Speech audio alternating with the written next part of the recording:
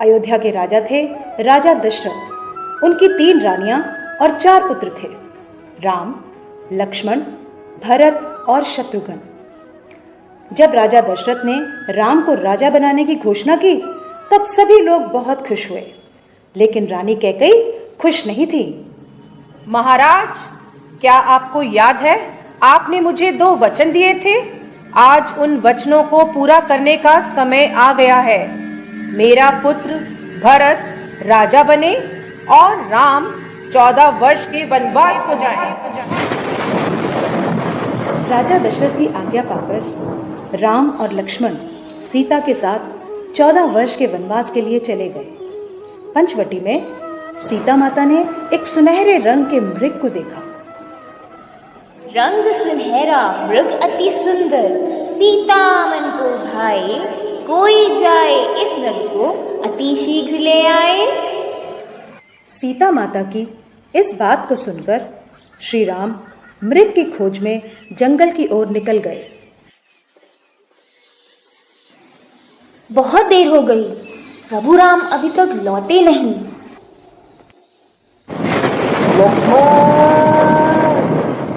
हे सीते, हे सीते।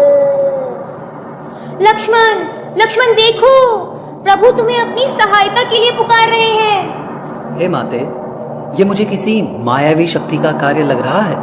आप चिंतित ना हो, भैया जल्दी घर लौट आएंगे। नहीं लक्ष्मण, मेरी आज्ञा का पालन करो। जाओ, प्रभु को तुम्हारी सहायता की आवश्यकता है। ठीक है माते, किंतु आप इस लक्ष्मण रेखा को पार नहीं करना। रावण को ज्ञान था कि वो लक्ष्मण रेखा को पार नहीं कर पाएगा, इसलिए उसने साधु बनने का ढोंग रचा और सीता माता को उठाकर ले गया। भिक्षाम देहि, भिक्षाम देहि। हे मुनिवर, भिक्षा स्वीकार कीजिए। हे देवी, एक साधु का इतना अनादर, घर के द्वार से ही भिक्षा देकर भेजना चाहती हो। जाओ, नहीं चाहिए तुम्हारी भिक्षा। नहीं नहीं मुनिवर, रुकिए, मैं आती हूँ।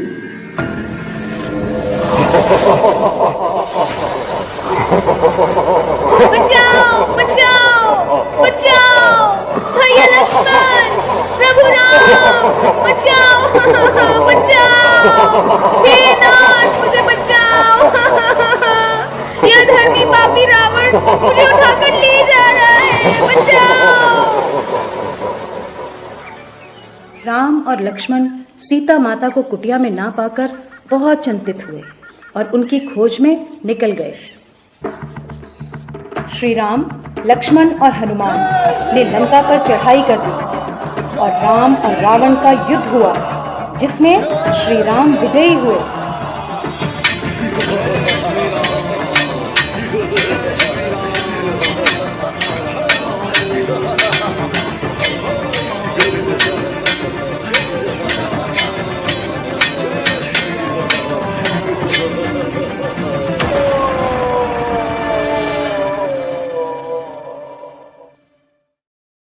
इसलिए इस दिन को विजयदशमी कहा जाता है। यह त्योहार बुराई पर अच्छाई की जीत का प्रतीक माना जाता है।